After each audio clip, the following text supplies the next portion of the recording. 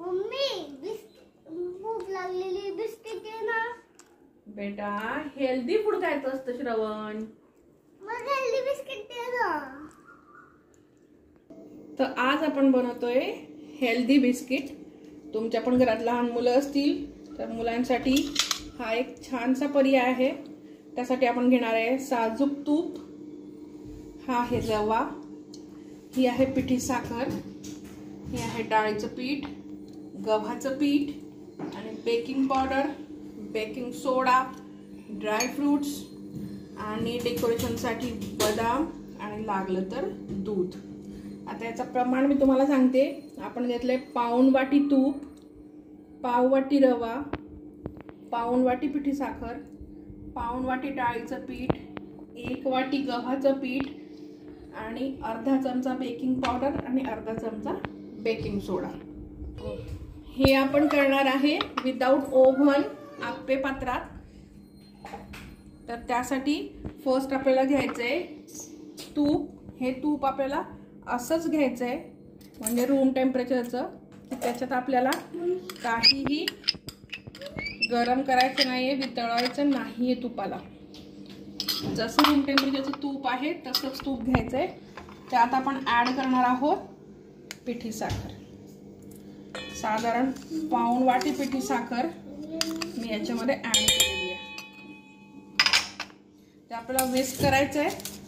सगळ्यांकडे असं विस्कर असेल त्याच्याने तुम्ही विस्क करू शकता. विस्क करणार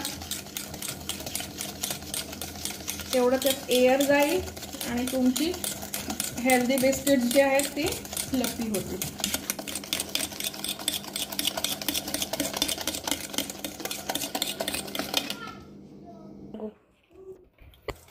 आता हे किती विस्क करायचं याची पण एक टेस्ट आहे.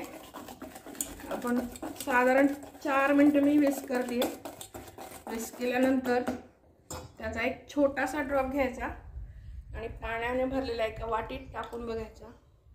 जर तो तरंगला तर तुमचं पीठ रेडी आहे आणि जर तो खाली बसला तर हे बघा हा तरंगतोय म्हणजे तुमचा विस्क झालेला आहे पूर्ण. आता आपल्याला ॲड करायचं त्याच्यामध्ये पाव कप रवा, पाऊण कप आपल्याला बेसन आणि गव्हाचं पीठ घेतलंय मी 1 वाटी. सगळंच ॲड नाही करायचं ॲट अ टाइम. पहिले थोडं थोडं ॲड करून घ्यायचं आणि मग त्यानंतर जसं लागेल तसं आपण थोडंसं ॲड करायचं.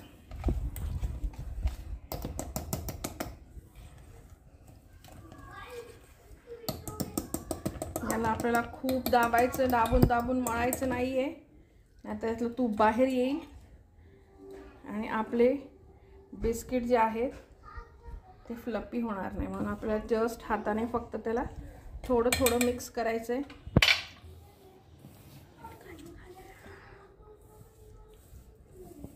माझं मिश्रण अजून पण थोडंसं ओलसर आहे.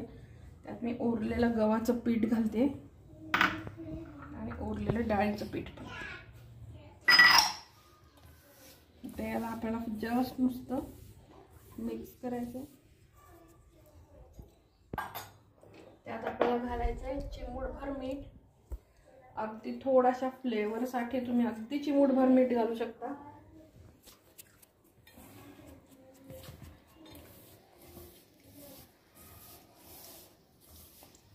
आता आपल्याला याच्यात घालायचे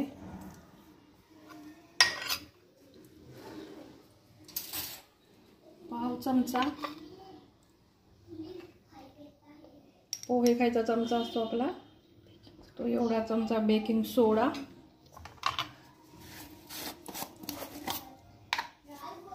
आणि तेवढीच बेकिंग पावडर पण.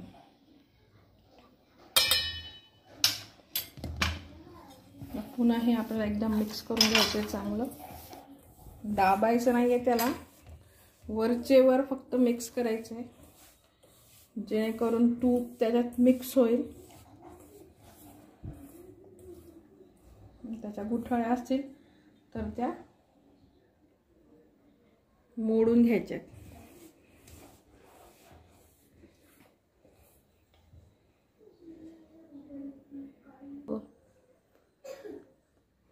हे बघा अशी नानकटाई माझी तयार होते. ती आपण सगळे एक एक करून एका प्लेटमध्ये काढून घेऊया. आपल्याला हव्या त्या आकाराची नानकटाई आपण बनवू शकतो.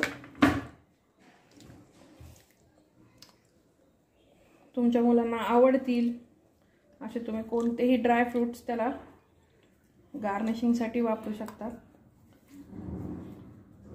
माझ्या आयुषला बदाम आवडतात म्हणून मी बदामने गार्निश करणार आहे.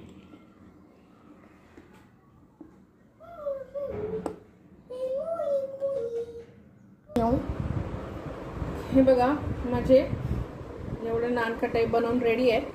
आता आपण त्या आप्पे पात्रामध्ये बेक करणार आहोत. त्यासाठी आपण इथे घेतला एक लोखंडी तवा आणि त्याच्यावर ठेवलंय हे आप्पे पात्र. आप्पे पात्र प्री हीट केलेलं नाहीये, त्याच्यामुळे आपण पहिले 2 मिनिटं आपल्याला त्याला फुल फ्लेमवर ठेवायचे.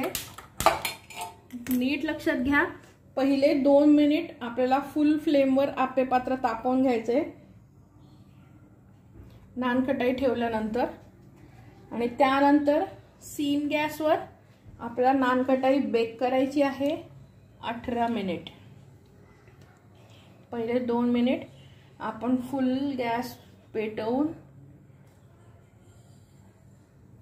ठेवणार आहे आणि नंतर 18 मिनिट आपल्याला ही नानकटाई बेक करायची आहे सीम गॅसवर. आता आपण हे झाकण ठेवूया